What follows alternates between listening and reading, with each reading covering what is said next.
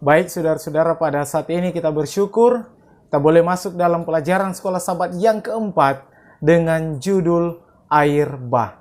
Tapi sebelumnya, mari kita tunduk kepala dan kita bersatu dalam doa. Kita berdoa. Bapa di surga, saat ini ya Tuhan, kami siap mempelajari pelajaran firman Tuhan. Sekolah Sabat, biarlah kuasa Roh Kudus boleh menjadi bagian kami boleh belajar dengan baik, memperhatikan, dan kami boleh mengerti, mengaplikasikan dalam kehidupan kami. Bantu hamba, bantu pemirsa.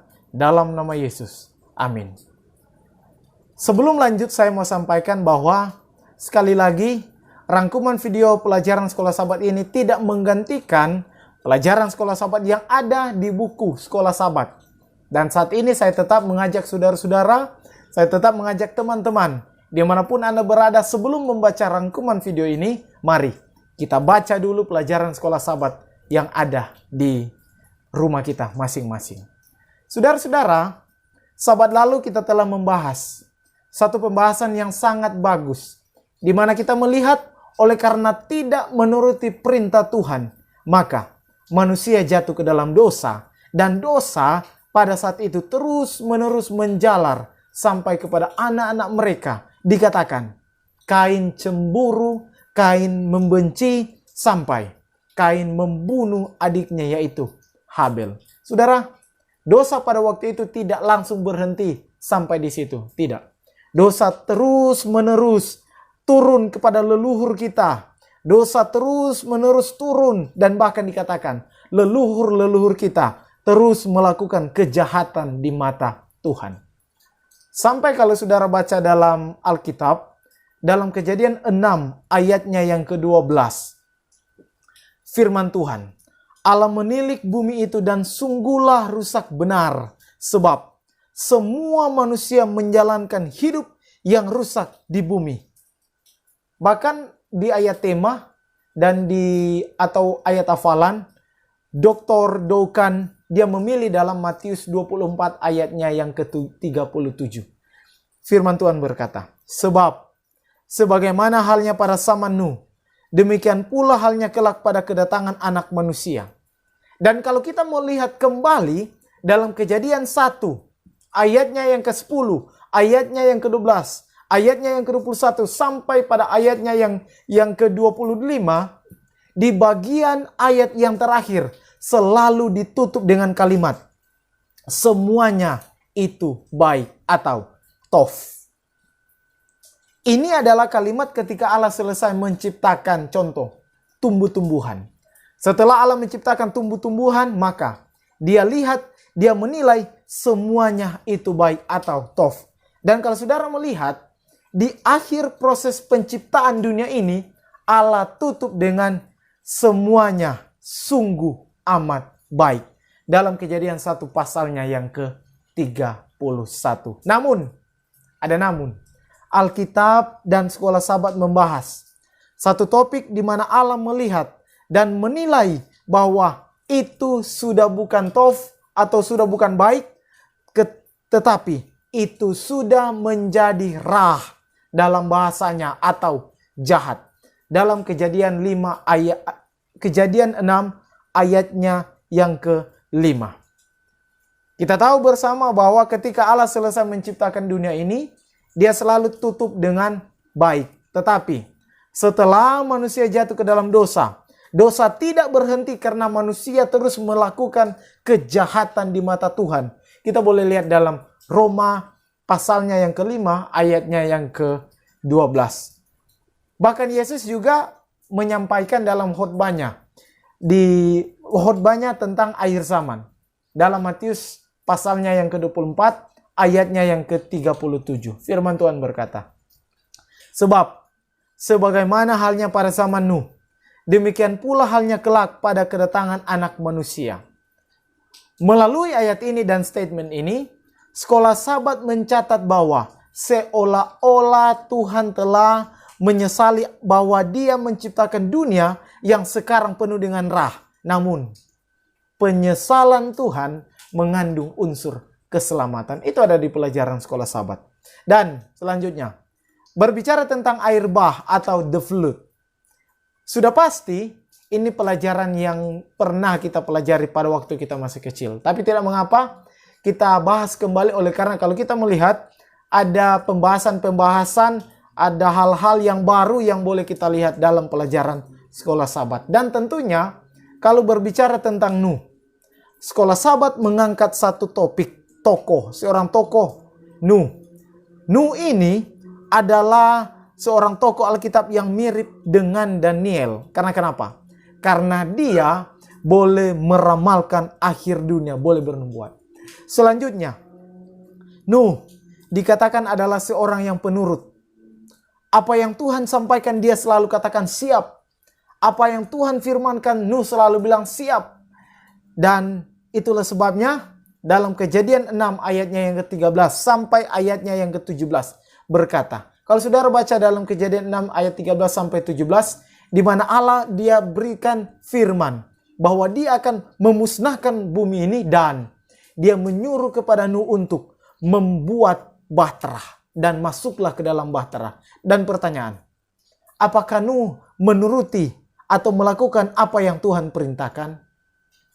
Ya, buktinya kita boleh baca dalam Kejadian 6 ayatnya yang ke-22. Firman Tuhan berkata, lalu Nuh melakukan semuanya itu, tepat seperti yang diperintahkan Allah kepadanya. Demikianlah dilakukannya oleh Nuh. Saudara-saudara, di sini dikatakan Sekolah Sabat mencatat Nuh melakukannya sesuai dengan semua apa yang Tuhan perintahkan.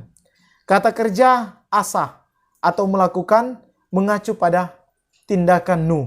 Dan menanggapi kata kerja asa atau membuat dalam perintah Tuhan untuk memulai bagian ini dan diulangi 5 kali dalam Kejadian 6 ayatnya yang ke-14 sampai ayatnya yang ke-16.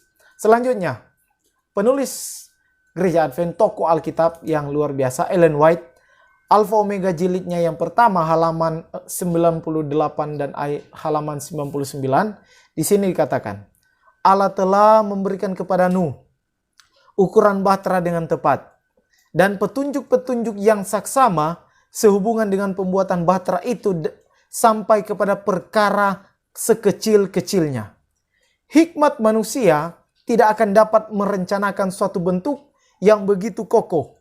Allah adalah perancangnya dan Nuh adalah pembangun utamanya. Saudara, Alkitab dan Nyonya White mencatat bahwa Nuh membuat bahtera dari kayu gofir yang panjangnya 300 hasta atau 133 meter. Karena ini angka-angka saya mau baca. Lebar dari bahtera 50 hasta atau 22 meter. Tinggi dari bahtera 30 hasta atau 13 meter. Dan bahtera itu mempunyai 3 tingkat. Ada tingkat bawah, tengah, dan tingkat atas.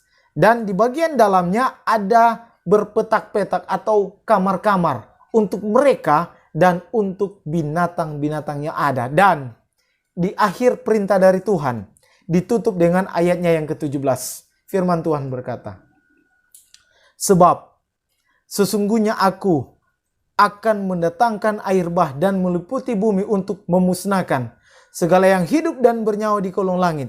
Segala yang ada di bumi akan mati binasa. Saudara, walaupun kita tahu selama bertahun-tahun mereka membuat bahtera, tetapi hanya Nuh, istrinya, 3 orang, 3 anaknya, dan 3 anak mantunya, jumlahnya ada 8 yang masuk dalam bahtera. Karena kenapa? Karena mereka menuruti perintah Tuhan. Selanjutnya, berbicara tentang peristiwa akhir bah ketika Nuh telah masuk ke dalam bahtera. Kita tahu bersama yang ada di dalamnya bersama mereka yaitu binatang-binatang yang halal 7 pasang dan yang haram hanya 1 pasang. Selanjutnya, Sekolah Sabat mencatat tindakan ketaatan Nuh kepada Tuhan adalah seperti tindakan penciptaan Tuhan. Apa yang dapat kita ambil dari hubungan ini adalah bahwa air bah bukan hanya tentang Tuhan menghukum manusia, tetapi tentang Tuhan yang menyelamatkan kita juga. Air bah dirancang untuk menjadi ciptaan baru keluar dari air yang mengarah pada keberadaan baru. Saudara, terkadang saya mau sampaikan, ini hanya pemikiran saja. Terkadang kita perlu air bah dalam kehidupan kita supaya dapat dilihat apakah kita setia kepada Tuhan. Terkadang air bah itu ada dalam kehidupan kita supaya kita boleh dilihat apakah kita menurut kepada Tuhan. Dan tentunya ini juga adalah kabar baik bagi kita. Selanjutnya, ketika berakhirnya air bah dalam Kejadian 7 ayatnya yang ke-22 sampai ayatnya yang ke-24, diinformasikan bahwa kerusakannya sangat luar biasa. Saya mau sampaikan bahwa saya tidak pernah melihat air bah. Saya tidak pernah melihat bagaimana kejadian yang terjadi pada Nuh, istrinya, anak-anaknya, dan anak mantunya. Saya tidak pernah melihat. Tapi boleh dibayangkan Alkitab mencatat bahwa dalam Kejadian 7 dan ayatnya yang ke-23, di situ dikatakan, dihapuskan Allah segala yang ada. Dan dilanjutkan dalam ayatnya yang ke-24, dan berkuasalah air itu di atas bumi selama 150 hari. Saudara, saya pernah mendengar berita tsunami yang ada di Aceh. Kerusakannya sangat parah dan bahkan itu tidak berlangsung selama 150 hari. Saya pernah membaca berita di mana terjadi tsunami di negara-negara bagian dan itu tidak berlangsung selama 150 hari. Tetapi kerusakannya sangat parah, apalagi air bah yang merusak bumi ini selama 150 hari. Kita boleh bayangkan, kerusakannya sangat-sangat parah. Mari kita baca dalam Kejadian pasalnya yang ke-8, ayatnya yang pertama. Di sini disampaikan, maka Allah mengingat Nuh dan segala binatang liar dan segala ternak yang bersama-sama dengan dia dalam bahtera itu. Dan Allah membuat angin menghembus melalui bumi sehingga air itu turun. Saudara, yang menarik di sini ialah ada kalimat atau ada kata, maka Allah mengingat Nuh. Artinya, Allah tidak pernah melupakan umatnya. Allah tidak pernah melupakan Nuh. Allah selalu memperhatikan keberadaan umatnya. Allah selalu memperhatikan keberadaan Nuh dan keluarganya. Saudara, dalam kehidupan perjalanan kerohanian kita, Allah selalu mengingat dan memperhatikan kehidupan kita. Dia selalu mengingat dan memperhatikan doa-doa kita. Dia memperhatikan kehidupan kita. Dia memperhatikan, Allah memperhatikan keberadaan kita. Allah memperhatikan keluh kesah kita. Dia mendengar kita. Allah memperhatikan kegalauan kita. Dia memperhatikan sakit hati kita. Dia memperhatikan setiap masalah kehidupan kita. Dan tentunya Dia selalu memberikan yang terbaik bagi kita. Dan tentunya saudara, jangan lupa, Allah juga memperhatikan tingkah laku kita yang tidak baik. Dan sangat disayangkan, kita memperlihatkan itu kepada Tuhan. Mari kita tarik kembali ke belakang cerita air bah. Sebelum mereka masuk ke dalam bahtera, dalam Kejadian 6 ayatnya yang ke-18 firman Tuhan berkata, tetapi dengan engkau aku akan mengadakan perjanjian dan engkau akan masuk ke dalam bahtera itu. Engkau bersama-sama dengan anak-anakmu dan istrimu dan istri anak-anakmu. Jumlahnya ada 8. Apa janji Tuhan dengan Nuh? Bangun bahtera dan Tuhan akan menyelamatkan Nuh dari air bah. Ingat janji Tuhan. Bangun bahtera dan Tuhan akan menyelamatkan Nuh dan keluarganya dari air bah. Ada janji Tuhan, keselamatan bagi mereka jika mereka menuruti Tuhan untuk masuk ke dalam bahtera. Saudara, dari sini kita boleh ambil satu poin. Keselamatan itu berkaitan erat dengan penurutan. Bisa dikatakan mereka tidak akan selamat sama seperti yang lainnya karena begini.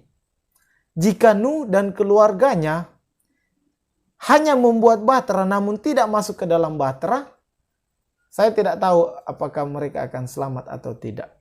Bisa dikatakan mereka tidak akan selamat sama seperti yang lainnya sudah terlibat selama bertahun-tahun membuat bahtera tetapi tidak masuk ke dalam bahtera. Kita boleh bayangkan ketika Nuh telah membuat bahtera dan tidak masuk, apakah mereka akan selamat dari air bah? Saya yakin tidak. Itu karena mereka menurut membuat bahtera dan janji keselamatan diberikan kepada mereka kalau mereka masuk ke dalam bahtera. Berbeda dengan orang-orang yang ada pada waktu yang membantu Nuh untuk membuat bahtera. Mereka hanya membuat tetapi sayang sekali mereka tidak masuk ke dalam bahtera. Saudara, ini boleh jadi aplikasi dalam kehidupan kita. Sangat disayangkan kita sudah lama di organisasi, kita sudah lama menjadi umat Tuhan, dan pada akhirnya kita tidak berada di dalam kerajaan surga. Kita tidak selamat. Selanjutnya, dan ketika air bah surut, apa yang dilakukan oleh keluarga Nuh? Yang pertama, Nuh bersyukur kepada Tuhan. Nuh menyembah Tuhan, memberikan persembahan atau korban bakaran. Bahkan beberapa teolog Alkitab mencatat bahwa Nuh adalah pribadi yang menyembah atau beribadah pada hari Sabat. Saudara, pelajaran yang sangat penting untuk kita. Kita perlu sama seperti Nuh. Dalam keadaan apapun, mau suka bahkan duka, kita tetap harus bersyukur dan menyembah Tuhan. Karena kadang-kadang kita hanya bersyukur dalam keadaan senang. Ketika kita dalam keadaan susah, kita tidak bersyukur. Kadang-kadang kita menyembah Tuhan hanya dalam keadaan kita susah. Ketika kita dalam keadaan senang, kita tidak menyembah Tuhan. Dan inilah yang terjadi bagi umat-umat Tuhan. Tadi yang pertama, ini yang kedua. Yang kedua, mulai dari pengaruh air bah, makanan nabati, sayur, tidak lagi tersedia untuk beberapa waktu. Jadi, saat itulah Tuhan mengizinkan mereka memakan daging hewan. Tapi ingat, dari peristiwa Nuh, Tuhan tidak pernah menyuruh mereka memakan binatang yang haram karena Nuh.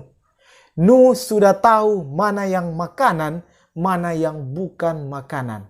Nuh sudah tahu mana yang halal dan mana yang haram. Janji yang kedua, kita lihat dalam Kejadian 8 ayatnya yang ke-21 dan sampai ayatnya yang ke-22. Mari kita baca dalam Kejadian 8 ayatnya yang ke-21 sampai ayatnya yang ke-22. Ketika Tuhan mencium persembahan yang harum itu, berfirmanlah Tuhan dalam hatinya, aku takkan mengutuk bumi ini lagi karena manusia, sekalipun yang ditimbulkan hatinya adalah jahat dari sejak kecilnya, dan aku takkan membinasakan lagi segala yang hidup seperti yang telah kulakukan. Selama bumi masih ada, takkan berhenti-henti musim menabur dan menuai, dingin dan panas, kemarau dan hujan, siang dan malam. Mari kita baca terus dalam Kejadian 9 ayatnya yang ke-11 sampai ayatnya yang ke-13. Ini adalah janji Tuhan. Maka kuadakan perjanjianku dengan kamu, bahwa sejak ini tidak ada yang hidup yang akan dilenyapkan oleh air bah lagi, dan tidak akan ada lagi air bah untuk memusnahkan bumi. Ayat 12. Dan Allah berfirman, inilah tanda perjanjian yang kuadakan antara aku dan kamu, serta segala makhluk yang hidup, yang bersama-sama dengan kamu, turun-temurun untuk selama-lamanya. Ayat 13.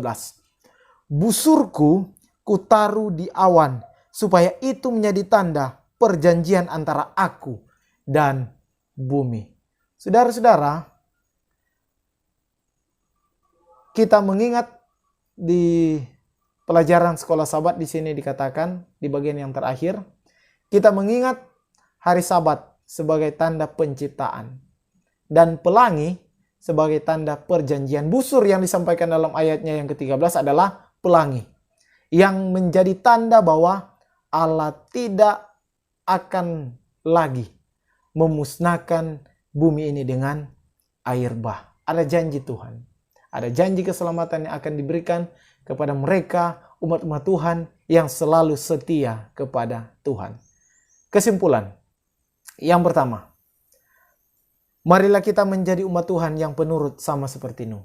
Yang kedua, dalam keadaan susah maupun senang, teruslah bersyukur kepada Tuhan karena Allah kita maha baik untuk selama-lamanya.